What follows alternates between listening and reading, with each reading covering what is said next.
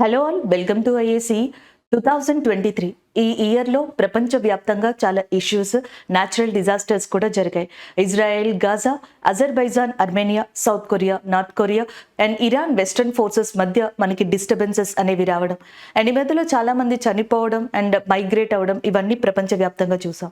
ఇది ఒక పక్కనైతే ఇంకొకసారి మనకి Afghanistan, Nepal and Morocco and Turkey, Syria లాంటి వాటిలో 2023లో భారీ భూకంపాలు వచ్చాయి.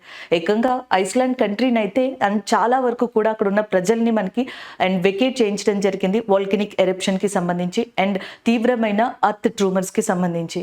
అండ్ ఇండియా విషయానికి వస్తే ఇండియాలో వరల్డ్ కప్ 2023 అనేది జరిగింది. ఏషియన్ గేమ్స్లో ఇండియా ఎప్పుడూ లేనటువంటి విధంగా 100కి పైగా మెడల్స్ని ఏషియన్ పారా గేమ్స్లో కూడా గెలుచుకుంది.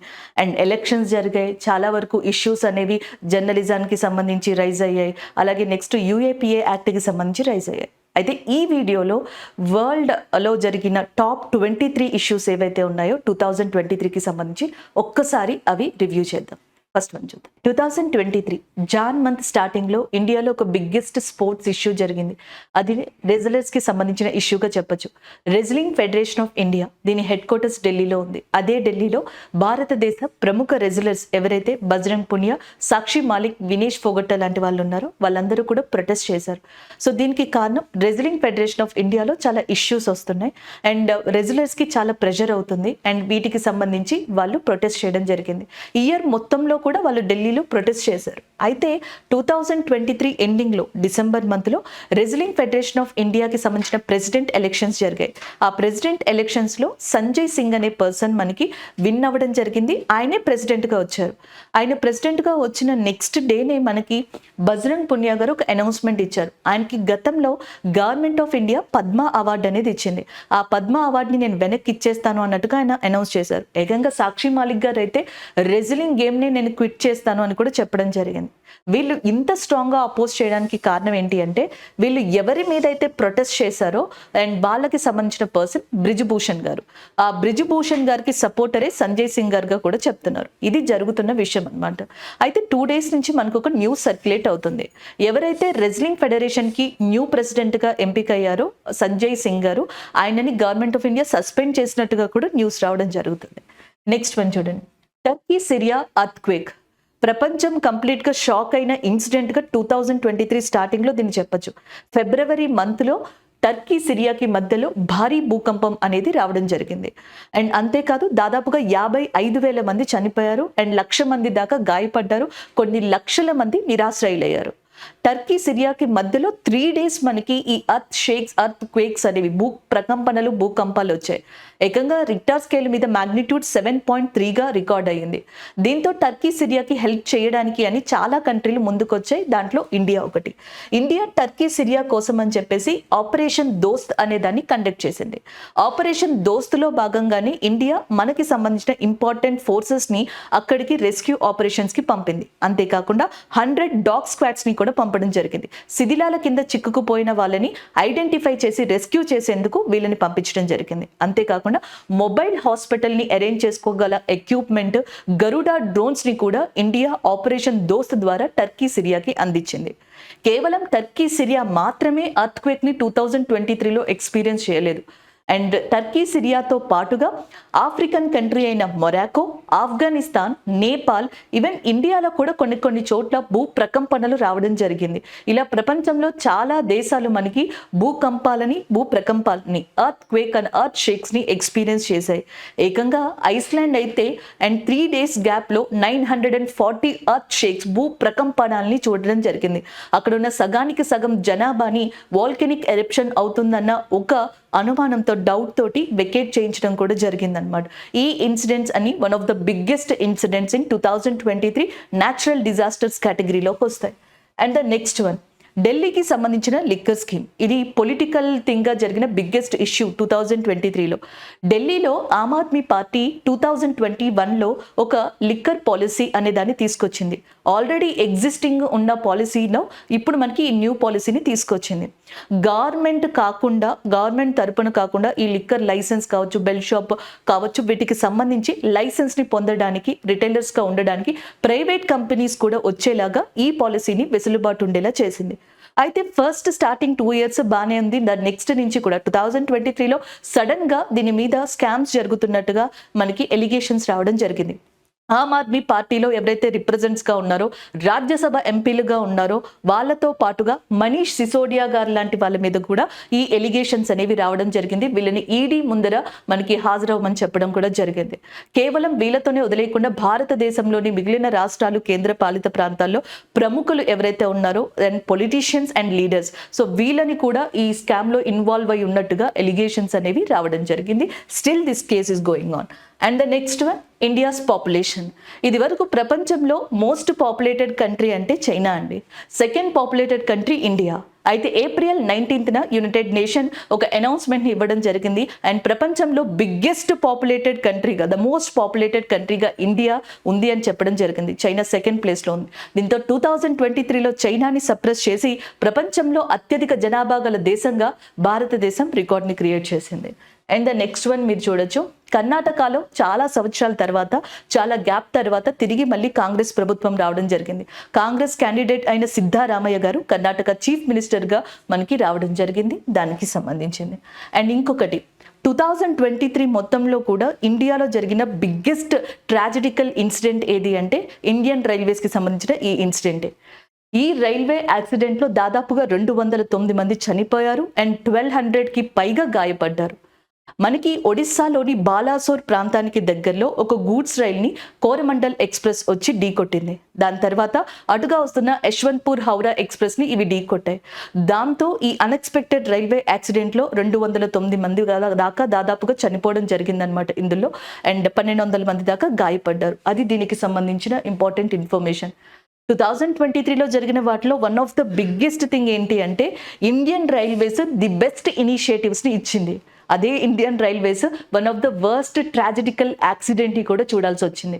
2023లో భారత్ గౌరవ్ లాంటి వాటిని బాగా ప్రమోట్ చేసింది ఇండియన్ రైల్వేస్. కేవలం భారతదేశ గవర్నమెంటే కాకుండా ప్రైవేట్ వ్యక్తులు, ప్రైవేట్ కంపెనీస్ కూడా ఒక థిమాటిక్ బేస్డ్తో కూడిన, థీమ్ బేస్డ్తో కూడిన రైల్స్ని నడిపించేలాగా భారత్ గౌరవ్ లాంటి వాటిని తీసుకొచ్చింది. మెట్రో కన్నా ఫాస్ట్గా ప్రయాణించేలాగా అండ్ రీజనల్ కనెక్టివిటీ ఉండేలాగా నమో భారత్ లాంటి వాటిని తీసుకొచ్చింది. భారతదేశంలో ప్రస్తుతం ఫాస్టెస్ట్ ట్రైన్గా ఉన్న వందే భారత్ని చాలా చోట్ల ప్రారంభించడం జరిగింది. ఇలాంటి న్యూ ఇనిషియేటివ్స్ని, ఇలాంటి డెవలప్మెంట్స్ని 2023 ఇండియన్ రైల్వేస్లో మనం చూసాం. అదే ఇండియన్ రైల్వేస్లో ది బిగ్గెస్ట్ ఇన్సిడెంట్గా కూడా దీన్ని చూడాల్సి వచ్చింది. అండ్ ద నెక్స్ట్ వన్ కనుక చూసినట్టయితే new India new parliament Bhavan అనే పేరు మీద మనకు ఒక బిగ్గెస్ట్ ఆర్టికల్స్ 2023లో కనిపించాయి. 1927లో ఇండియాలోని ఢిల్లీలో అండ్ మనకి first time sir Edwin sir Herbert అనే పర్సన్స్ మనకి పార్లమెంట్ బిల్డింగ్ నమూనాని రూపొందించి ఇవ్వడం జరిగింది. ఇన్ఫ్యాక్ట్ 2022 వరకు కూడా కంప్లీట్గా మనం దాన్ని యూజ్ చేసుకున్నాం. 2023లో దాదాపుగా 65,000 స్క్వేర్ కిలోమీటర్ ఏరియాలో ఈ ట్రాంగ్యులర్ షేప్లో ఉన్న పార్లమెంట్ భవనాన్ని, న్యూ బిల్డింగ్ని నిర్మించాం. అండ్ ఇందులో లోక్సభ, రాజ్యసభ అండ్ వాటితో పాటుగా కొత్తగా కాన్స్టిట్యూషన్ హాల్ అనే దాన్ని కూడా మనకి ఇవ్వడం జరిగింది. లోక్సభని పీకాక్ నెమలి షేప్లో, రాజ్యసభని లోటస్ షేప్లో డిజైన్ చేశారు. లోక్సభ యొక్క కెపాసిటీని 888 దాకా ఉండేలాగా నిర్మించారు. రాజ్యసభ యొక్క కెపాసిటీని 384 ఉండేలాగా మనకి నిర్మించారు. ఒకవేళ జాయింట్ సిట్టింగ్ కనుక జరిగితే 1272 కెపాసిటీ ఉండేలాగా బిల్డింగ్ని నిర్మించడం జరిగింది, అంటే ఆ హాల్ని నిర్మించడం జరిగింది. అండ్ ఇవే కాకుండా ఇందులో కొన్ని కొత్త ఇంక్లూషన్స్ని కూడా, గ్యాలరీస్ని ఏర్పాటు చేశారు. సంగీత్ గ్యాలరీ, ఆర్ట్ గ్యాలరీ, ఇలాంటి గ్యాలరీస్ని ఈ పార్లమెంట్లో ఏర్పాటు చేయడం జరిగింది. ఇది న్యూ పార్లమెంట్కి సంబంధించిన ఇన్ఫర్మేషన్. అంతేకాకుండా గ్రీన్ బిల్డింగ్ కౌన్సిల్ యొక్క స్టాండర్డ్ ప్రకారం ఇది ప్లాటినం రేటింగ్లో ఉంది.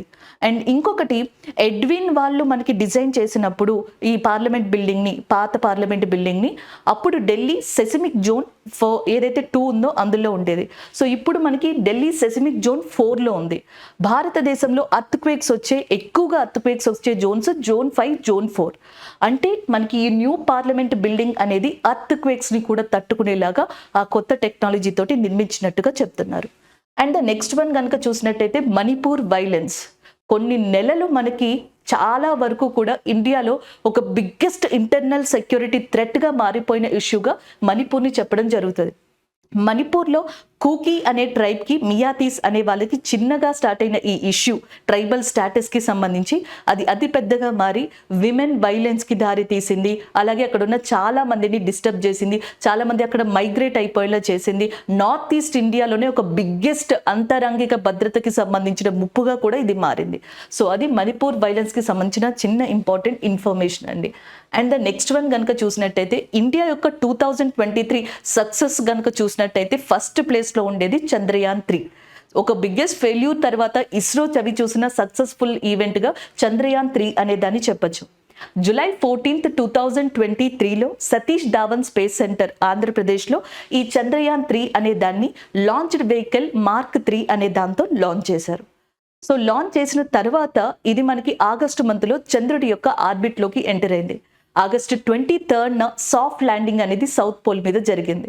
సో అందుకనే ఆగస్టు 23 అనే దాన్ని నేషనల్ స్పేస్ డే, జాతీయ అంతరిక్ష దినోత్సవంగా కూడా గవర్నమెంట్ ఆఫ్ ఇండియా ప్రకటించడం జరిగింది. ఇకపోతే ఫ్యూచర్లో మనం గగనయాన్, దాంతో పాటుగా శుక్రయాన్ అనే దాన్ని కూడా చేయబోతున్నాం. ఇన్ఫాక్ట్ 2023లో ఫస్ట్ టైం సూర్యుడికి సంబంధించిన వాటిని, సూర్యుడికి దగ్గరగా ఉన్న వాటిని పరీక్షించడానికి ఇండియా ఆదిత్య L1 అనే దాన్ని కూడా లాంచ్ చేయడం జరిగింది. And the next one G20.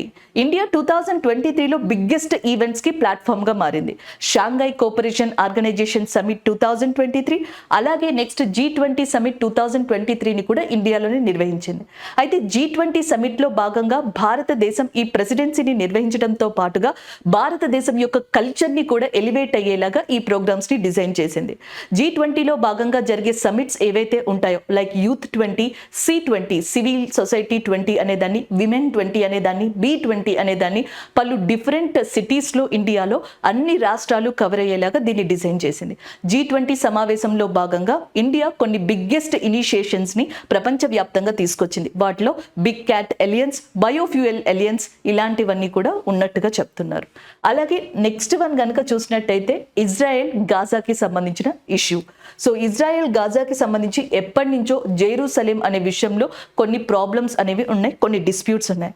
అయితే ఎవరూ ఊహించినటువంటి విధంగా, ఇన్ఫ్యాక్ట్ ఇజ్రాయెల్ కూడా ఇది ఎక్స్పెక్ట్ చేయనటువంటి విధంగా ఇజ్రాయెల్ మీద గాజాలోని హమాస్ అనే వాళ్ళు మెరుపు దాడి చేయడం జరిగింది. ప్రపంచంలోనే మనకి మోస్ట్ పవర్ఫుల్ స్పై ఏజెన్సీని ఇజ్రాయెల్ కలిగి ఉంది. ఇజ్రాయెల్ యొక్క ఇంటెలిజెన్సీ ఫెయిల్యూర్ వల్లే ఈ బిగ్గెస్ట్ ట్రాజడీ జరిగిందని కూడా ప్రపంచంలోని చాలా దేశాలు ఇజ్రాయెల్ వైపుకి చూపించాయి. అయితే ఇజ్రాయెల్ దీనికి వ్యతిరేకంగా హమాస్ మీద ఆపరేషన్ ఐరన్ స్వార్డ్స్ అనేది కూడా లాంచ్ చేసింది. ఈ రెండు ఎటు ఉన్నా అటు ఇజ్రాయెల్ ఇటు గాజాలో ఉన్న నార్మల్ పీపుల్ చాలా ఇబ్బందులకి గురయ్యారని చెప్పాలి. అండ్ ఇంకా ఈ ప్రొటెస్ట్లు, ఇంకా ఈ డిస్ప్యూట్స్ స్టిల్ ఇంకా జరుగుతూనే ఉన్నాయి. ఈ నేపథ్యంలో గాజాకి మద్దతుగా జోర్డాన్, లెబనాన్ కేంద్రంగా ఎవరైతే one of the militant powerful organisations Houthis ఉన్నారో వాళ్ళు మద్దతు ప్రకటించడం జరిగింది. ఇన్ఫాక్ట్ చెప్పాలంటే ఇరాక్, యమన్ లాంటి కంట్రీలు కూడా ఒక రకంగా హమాస్కి మద్దతుని ప్రకటించాయి. అండ్ ద నెక్స్ట్ వన్ గనక చూసినట్టయితే సుప్రీం కోర్ట్ LGBTQ లేదా సేమ్ సెక్స్ మ్యారేజ్కి సంబంధించి ఒక డెసిషన్ని చెప్పింది. సేమ్ సెక్స్ మ్యారేజ్ ఇండియాలో లీగల్గా యాక్సెప్ట్ చేయలేము అని చెప్పేసి ఆ డెసిషన్ని చెప్పడం జరిగింది. అయితే ఇప్పటికే ప్రపంచంలో సేమ్ సెక్స్ మ్యారేజ్ని యాక్సెప్ట్ చేస్తున్న లీగల్గా కంట్రీస్ 35 ఉన్నాయి. ఆ 35లో ఫస్ట్ కంట్రీ నెదర్లాండ్స్ ఉంది. 2023లో 2 కంట్రీలు తమ కంట్రీస్లో సేమ్ సెక్స్ మ్యారేజ్ని లీగల్ అని చెప్పి అనౌన్స్ చేశాయి. అందులో ఒకటి ఆండోరా అయితే ఇంకొకటి నేపాల్గా ఉంది. అండ్ ద నెక్స్ట్ వన్ కనుక చూసినట్టయితే వరల్డ్ కప్ 2023. వరల్డ్ కప్ 2023 చాలా మందికి హార్ట్ బ్రేక్ అని చెప్పొచ్చు ఇండియన్స్కి. ఎందుకంటే వరల్డ్ కప్ 2023 ఇండియాలోనే జరిగింది. అండ్ ఇండియాలో జరిగిన ఈ మ్యాచెస్ ఏవైతే ఉన్నాయో ఇండియా ఆడిన ప్రతి మ్యాచ్ని కూడా సక్సెస్ఫుల్గా విన్ అయింది. బట్ ఫైనల్లో వరల్డ్ కప్ని మిస్ చేయడం జరిగింది. అండ్ ఆస్ట్రేలియా 2023 వరల్డ్ కప్ విన్నర్గా ఉంది. అండ్ అంతేకాకుండా ఈ వరల్డ్ కప్ కేంద్రంగా చాలా రికార్డ్స్ క్రియేట్ అయ్యాయి. అందులో ఒకటి విరాట్ కోహ్లీ గారికి సంబంధించి. సచిన్ టెండూల్కర్ గారి పేరు మీద ఏదైతే ఒక రికార్డు ఉందో దాన్ని విరాట్ కోహ్లీ గారు బ్రేక్ చేశారని చెప్పొచ్చు. అంతేకాకుండా రీసెంట్గా ఆస్ట్రేలియాకి సంబంధించిన ప్రముఖ ప్లేయర్ డేవిడ్ వార్నర్ గారు తన యొక్క రిటైర్మెంట్ని కూడా ప్రకటించారు. అండ్ ద నెక్స్ట్ వన్ కనుక చూసినట్టయితే కెనడా ఇండియా ఇష్యూ. ఎప్పటి నుంచో ఇండియన్ గవర్నమెంట్కి వ్యతిరేకంగా పంజాబ్లో ఒక మూమెంట్ జరుగుతుంది. దాన్ని ఖాళిస్తాన్ మూమెంట్ అని చెప్పేసి అంటారు. ఈ ఖాళిస్తాన్ మూమెంట్కి సంబంధించిన మద్దతుదారులు అండ్ లీడర్స్ కూడా మనకి ఎక్కువగా హల్ట్ తీసుకునేది, ఎక్కువగా ఉండేది కెనడాలో. అండ్ వీళ్ళకి చాలా వరకు కూడా కెనడాలో సిటిజన్షిప్ కూడా ఉంది కొంతమందికి. And one of the important person వీళ్ళల్లో హర్దీప్ సింగ్ నిజ్జార్. ఈయన్ని ఖాలిస్తాన్ టైగర్ ఫోర్స్ లో one of the important leader గా చెప్తారు. ఇండియా ఈయనని టెర్రరిస్ట్ గా రికగ్నైజ్ చేసింది, బట్ ఈయన కెనడాలో ఉంటున్నారు. అయితే June 18 ఆ ప్రాంతంలో ఆయన్ని ఎవరో కాల్చి చంపడం జరిగింది.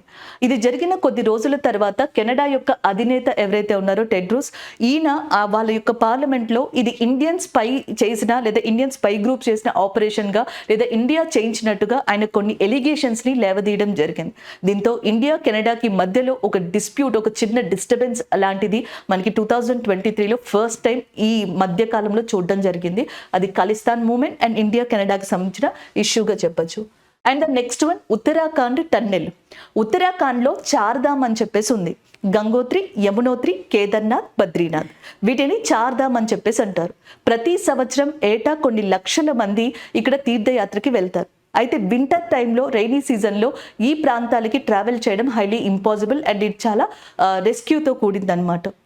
అందుకని చెప్పేసి గవర్నమెంట్ ఆఫ్ ఇండియా ఇక్కడ అన్ని వెదర్ కండిషన్స్కి తట్టుకునేలాగా ట్రాన్స్పోర్టేషన్ సిస్టమ్ని నిర్మిస్తుంది.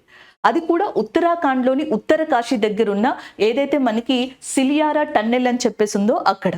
ఆ టన్నెల్ దగ్గర రాక్స్ డిస్టర్బెన్సెస్ వల్ల 41 మంది వర్కర్స్ అక్కడ ఎవరైతే వర్క్ చేస్తున్నారో వాళ్ళు ట్రాప్ అయ్యారు. చాలా రోజుల తర్వాత, దాదాపుగా 1.5 వీక్ తర్వాత వాళ్ళని రెస్క్యూ చేసి సక్సెస్ఫుల్గా 41 మందిని కూడా సేవ్ చేసి బయటికి తీసుకురావడం జరిగింది. అండ్ నెక్స్ట్ వన్ కనుక చూసినట్టయితే సిక్కిం ఫ్లడ్స్. సిక్కింలో మనకి భారీగా ఫ్లడ్స్ అనేవి ఈ మధ్య కాలంలో 2023లో చూసాం. లోనక్ లేక్ గ్లేషియర్ అనేది బరస్ట్ అవ్వడం వల్ల, అలాగే అక్కడ క్లౌడ్ బరస్ట్ అనేది జరగడం వల్ల సిక్కింలో ఈ ఫ్లడ్స్ అనేవి వచ్చాయి. దాదాపుగా మనకి ఇక్కడ 40 మందికి పైగా చనిపోయారు, 79 మందికి పైగా గల్లంత అవ్వడం జరిగింది, మిస్ అవ్వడం జరిగింది. నార్మల్గా ఫ్లడ్స్ అనేవి Maharashtra and as well as next Tamil Nadu, Kerala and as well as Andhra Pradesh ఇలాంటి కోస్టల్ ఏరియాస్లో కామన్. అయితే సిక్కింలో ఇలాంటి భారీ అతిపెద్ద ఫ్లడ్స్ రావడం అనేది చాలా సంవత్సరాల తర్వాత ఇదే ఫస్ట్ టైం అని చెప్పేసి అంటున్నారు. ఇన్ఫాక్ట్ భారతదేశంలో ఒక ప్రాపర్ రైల్వే సిస్టమ్ లేని స్టేట్ కూడా సిక్కిమే. ఇండియా హైయెస్ట్ పీక్ అయిన కాంచనగంగా ఉన్న స్టేట్ కూడా సిక్కింగానే చెప్పొచ్చు. And the next one Oscar. 2023లో ఇండియాకి సంబంధించి 2 ఆస్కార్ అవార్డ్స్ అనేవి రావడం జరిగింది. అండ్ చాలా వరకు నామినేషన్స్కి వెళ్ళాయి, బట్ ఇండియాకి సంబంధించి నాటు నాటు సాంగ్ అనేది ఒరిజినల్ సాంగ్ కేటగిరీకి సంబంధించి ఆస్కార్ అవార్డు అనేది లభించింది. ఎలిఫెంట్ విస్పర్ అనేది డాక్యుమెంటరీ కేటగిరీలో ఆస్కార్ అవార్డుని ఇండియా తరఫున పొందడం జరిగింది. And the next one Asian games. World cup అనేది ఒక ట్రాజడీ కింద మనకి ఇండియన్స్కి 2023లో మిగిలితే 2023లో ఏషియన్ గేమ్స్ అనేవి ఇండియాకి ఒక ట్రెండ్ని సెట్ చేశాయని చెప్పొచ్చు. ఏషియన్ గేమ్స్లో ఫస్ట్ టైం ఇండియా మనకి 107 పథకాలని గెలవడం జరిగింది. And one of the top 5 లిస్ట్లో కూడా, అండ్ టాప్ 5 కంట్రీస్ ఏవైతే ఉంటాయో సో దాంట్లో చోటు సంపాదించుకోవడం కూడా జరిగింది. ఈ 107 మెడల్స్లో దాదాపుగా 28 మెడల్స్, గోల్డ్ మెడల్స్ని ఇండియా యొక్క క్రీడాకారులు సాధించారు. And the next one Asian para games. Asian గేమ్స్లో ఇండియన్ ప్లేయర్స్ 107 మెడల్స్ని గెలిస్తే ఏషియన్ పారా గేమ్స్లో ఏకంగా 111 పథకాలని గెలవడం జరిగింది. ఈ 2 గేమ్స్ కూడా 2023లో చైనాలోనే జరిగాయన్నమాట. అయితే government of India, union ministry of sports ఇలాంటివి గెలవడానికి భారతదేశం నిర్వహిస్తున్న ఖేలో ఇండియా యూత్ గేమ్స్ అనేవి బాగా సపోర్ట్ చేశాయని కూడా చెప్పడం జరిగింది. ఖేలో ఇండియా యూత్ గేమ్స్ని 2023లో మధ్యప్రదేశ్లోని భోపాల్లో కండక్ట్ చేశారు. ఈ సంవత్సరం మనకి తమిళనాడులో కండక్ట్ చేయబోతున్నారు. And the next one unlawful prevention act. ఈ యాక్ట్కి సంబంధించి జర్నలిస్టులు, వాటితో పాటుగా కొంతమంది వ్యక్తులు, ఆర్గనైజేషన్స్ ఇప్పుడు ప్రస్తుతం గవర్నమెంట్ ఆఫ్ ఇండియాకి వ్యతిరేకంగా ప్రొటెస్ట్ చేస్తున్నారు. అన్లాఫుల్ ప్రివెన్షన్ యాక్ట్ అనే దాన్ని 1967లో తీసుకొచ్చారు. సో భారతదేశానికి సంబంధించి ఏదైనా వ్యతిరేకంగా కార్యకలాపాలు గనుక చేస్తే ఈ యాక్ట్ ప్రకారం వాళ్ళని మనం కంట్రోల్ చేయొచ్చు అండ్ నిర్బంధించవచ్చు. అది 1967 చట్టం ప్రకారం ఉన్న మెయిన్ ప్రొవిజన్స్ అన్నమాట. అయితే మనకి న్యూయార్క్ మ్యాగజైన్లో అండ్ 2023 స్టార్టింగ్లో ఒక ఆర్టికల్ అనేది రావడం జరిగింది. ఇండియాలోని కొంతమంది జర్నలిస్టులు చైనా యొక్క ఫండింగ్ని తీసుకొని ఇండియాలో హేట్ స్పీచ్ని క్రియేట్ చేస్తున్నారు అని ఆ ఆర్టికల్లో ఆరోపణలు వచ్చాయి. అది జరిగిన కొన్ని నెలల తర్వాతే ఇండియాలోని న్యూస్ క్లిక్ ఫౌండర్ని అరెస్ట్ చేయడం జరిగింది. కొంతమంది జర్నలిస్టుల ఇళ్లలో కూడా సోదా చేశారు. దాంతో మా ఫ్రీడమ్ ఫైట్ ఏదైతే రైట్స్ ఉంటాయో, ఫ్రీడమ్ రైట్స్, సో వాటికి భంగం వాటిల్లింది, ఫ్రీడమ్ ఆఫ్ రైట్స్ అని చెప్పేసి సుప్రీంకోర్టుని అప్రోచ్ అయ్యారు అండ్ గ్రూప్ ఆఫ్ జర్నలిస్టులు. ఇదిలా ఉంటే ఈ యాక్ట్ కిందే జమ్మూ కాశ్మీర్లోని ఒక జర్నలిస్ట్ని మనకి ఈ యాక్ట్ కింద నిర్బంధించడం జరిగింది, అది ఒకటి. అండ్ జమ్మూ కాశ్మీర్లోని ముస్లిం లీగ్ జమ్మూ కాశ్మీర్ అనే ఆర్గనైజేషన్ని కూడా డిసెంబర్ 2023లో మినిస్ట్రీ ఆఫ్ హోమ్ అఫైర్స్ ఈ యాక్ట్ కింద 5 సంవత్సరాలు బ్యాన్ చేయడం జరిగింది. సో ఇవన్నీ కూడా 1967 అన్లాఫుల్ ప్రివెన్షన్ యాక్ట్ కిందే 2023లో జరిగాయి. And the next one, like Russia Ukraine, like Israel Gaza, Azerbaijan Armenia Azerbaijan కి మధ్యలో ఒక డిస్ప్యూట్ ఎన్నో సంవత్సరాల నుంచి ఉంది, అదే నగర్నో కార్బాకా.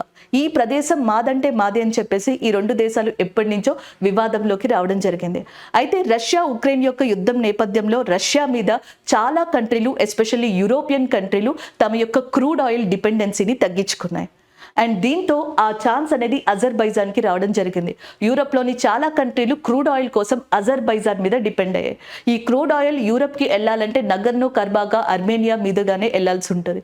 సో దీంతో అజర్బైజాన్ ఈ ప్రాంతాలని కట్టడి చేయడం కోసం ముందుగా మెరుపుదాడి చేసి 2023లో నగర్నో కర్బాకా అనే ప్రదేశాన్ని ఆక్యుపై చేసుకోవడం కూడా జరిగింది. అండ్ దీంతో ఇక్కడున్న ప్రో ఆర్మేనియన్స్ ఎవరైతే ఉన్నారో వాళ్ళు ఇక్కడి నుంచి చేసేదేం లేక వేరే చోటకి మైగ్రేట్ అయిపోయారు. అత్యధిక స్థాయిలో మైగ్రేట్ అవ్వడం కూడా 2023లో ఈ ప్రాంతంలో ప్రపంచం చూసిందని చెప్పొచ్చు అనమాట. ఇన్ఫాక్ట్ చెప్పాలంటే 2023లో వరల్డ్ హెల్త్ ఆర్గనైజేషన్ 2 కంట్రీలకి ఫ్రీ మలేరియా సర్టిఫికేషన్ ఇచ్చింది. అందులో ఒకటి తజికిస్తాన్ అయితే ఇంకొకటి అజర్బైజాన్ అని చెప్పొచ్చు. అండ్ ద నెక్స్ట్ వన్ కనుక చూసినట్టయితే డానియల్ నెబావో ఈక్వెడర్కి ప్రెసిడెంట్గా రావడం జరిగింది, 48th ప్రెసిడెంట్గా చెప్పొచ్చు. అయితే యంగ్ ఏజ్లో ప్రెసిడెంట్గా ఈయన 2023లో ఆ కంట్రీకి రావడం జరిగింది. దాదాపుగా 35 years ఏజ్లో డానియల్ నెబావో ఈక్వెడర్కి ప్రెసిడెంట్గా అయ్యారు. అయితే ఈయన ప్రెసిడెంట్గా అవ్వక ముందర ఈక్వెడర్లో ఏవైతే ప్రెసిడెన్షియల్ ఎలక్షన్స్ జరిగాయో అవి ప్రపంచంలోనే వన్ ఆఫ్ ద ఇంపార్టెంట్ ఇష్యూగా కూడా కనిపించాయి. అండ్ ఈక్వెడర్లో సివిలియన్ డిస్టర్బెన్స్కి దారితీసాయి. ఫ్రాన్స్ యొక్క అధినేత అయిన ఇమాన్యుయల్ మ్యాక్రాన్ మీద 2023లో అక్కడ ప్రజలు ప్రొటెస్ట్ చేయడం జరిగింది. దానికి కారణం ఫ్రాన్స్ గవర్నమెంట్ 2023లో ఆ కంట్రీలోని రిటైర్మెంట్ ఏజ్ని 60 years నుంచి 64 yearsకి పెంచడం జరిగింది. 64 years అనేది కరెక్ట్ కాదు అని అక్కడున్న పీపుల్ వాళ్ళకి ప్రొటెస్ట్ చేయడం జరిగింది. దానికి సంబంధించింది. అయితే ఫ్రాన్స్ యొక్క అరుదైన గౌరవం లీజియన్ ఆఫ్ హానర్ అనేది 2023లో ప్రైమ్ మినిస్టర్ నరేంద్ర మోదీ గారు అందుకున్నారు. అలాగే ఆ ఫ్రాన్స్ యొక్క అధినేత ఎవరైతే ఉన్నారో ఇమాన్యుయల్ మ్యాక్రాన్ ఈ సంవత్సరం జాన్ 26న జరగబోయే రిపబ్లిక్ డే సెలబ్రేషన్స్కి గెస్ట్గా కూడా రానున్నారు. And the next one, India's elections. 2023లో ఇండియాలో చాలా చోట్ల ఎలక్షన్స్ జరిగాయి, చాలా చేంజెస్ కూడా వచ్చాయి. తెలంగాణ, రాజస్థాన్ అండ్ మధ్యప్రదేశ్, ఇంకొన్ని నార్త్ ఈస్ట్ ఇండియాలోని స్టేట్స్లో కొత్త ముఖ్యమంత్రులు రావడం జరిగింది. తెలంగాణలో రేవంత్ రెడ్డి గారు, అలాగే మధ్యప్రదేశ్లో మోహన్ యాదవ్ గారు, రాజస్థాన్లో భజన్ లాల్ శర్మ గారు మనకి న్యూ చీఫ్ మినిస్టర్గా రావడం జరిగింది. అలాగే ఇంకొకటి, మనం ఏదైతే న్యూ పార్లమెంట్ అనేది స్టార్ట్ చేసామో ఇయర్ ఎండింగ్లో అదే పార్లమెంట్లో సెక్యూరిటీ బ్రీచ్ ప్రాబ్లం వచ్చింది. సడన్గా ఇద్దరు పార్లమెంట్ సభలు జరుగుతున్న టైంలో లోపలికి ఎంటర్ అవ్వడం, అక్కడ డిస్టర్బ్ చేయడం అనేది స్టార్ట్ అయింది. దీంతో అపోజిషన్స్ కావచ్చు, మిగతా వాళ్ళు కావచ్చు, ఇక్కడున్న సెక్యూరిటీ మీద క్వశ్చన్స్ని రైజ్ చేయడం మనకి 2023 డిసెంబర్ మంత్లో చూసాం. ఇవి 2023లో మనకి జరిగిన కొన్ని టాప్ 23 ఇష్యూస్. ఇవే కాదండి, మనకి ప్రపంచంలో చాలా జరిగాయి. ఆఫ్రికా విషయంలో మనకి సివిలియన్ డిస్టర్బెన్సెస్, సూడాన్, గెబాన్, నైజీరియా లాంటి ప్రాంతాల్లో కొన్ని ఇష్యూస్ జరిగాయి. ఇరాన్కి సంబంధించిన ప్రో ఇరాన్ ఫోర్సెస్ని అమెరికా యొక్క సాయుధ దళాలు ఏవైతే ఉంటాయో, అమెరికా యొక్క ఎయిర్ ఫోర్స్ బలగాలు ఏవైతే ఉంటాయో అవి ఇరాక్లో దాడి చేసి చంపడం కూడా జరిగింది. అండ్ ఇదే కాకుండా ఆఫ్ఘనిస్తాన్లోని తాలిబన్లకి సంబంధించిన ఒక ఇష్యూ అనేది ఆఫ్ఘనిస్తాన్లో రైజ్ అవ్వడం జరిగింది. అండ్ ఇక ఇరాన్కి వస్తే హిజాబ్ విషయం బిగ్గెస్ట్ ఇన్సిడెంట్ ఆఫ్ 2023గా మారింది. ఇరాన్లో ఈ హిజాబ్కి వ్యతిరేకంగా ప్రొటెస్ట్ చేయడం కావచ్చు, ఇరాన్ లాస్కి వ్యతిరేకంగా ప్రొటెస్ట్ చేసిన వాళ్ళలో వన్ ఆఫ్ ద ఇంపార్టెంట్ పర్సన్గా నర్గీస్ మొహమ్మదీ గారిని చెప్పొచ్చు. నర్గీస్ మొహమ్మదీ గారికి 2023లో నోబెల్ పీస్ ప్రైజ్ వస్తే అది తీసుకోవడానికి ఆమెని నార్వే వెళ్లకుండా నిర్బంధించింది ఇరాన్. అంతేకాకుండా ఇరాన్లో వన్ ఆఫ్ ద ఇంపార్టెంట్ మహిళ ఎవరైతే ఉన్నారో సో ఆమెకి హ్యూమన్ రైట్స్ ప్రైజ్ని ఇవ్వడం జరిగింది యూరోపియన్ యూనియన్. అయితే ఆ మహిళ 2022లోనే చనిపోవడం జరిగింది.